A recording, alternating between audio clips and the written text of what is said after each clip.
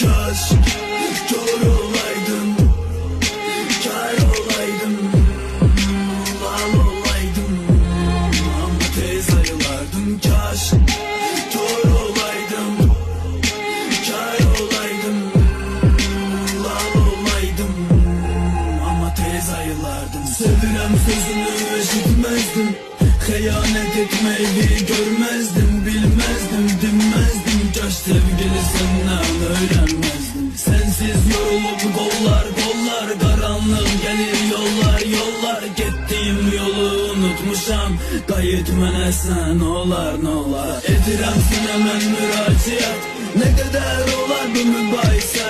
Bizdim aparmak mübarize, boğaza yığdı bu münasibet. Sana mahnalar bir daha ait olmasın, hiç ne artık yok ait olması. Niyetim bu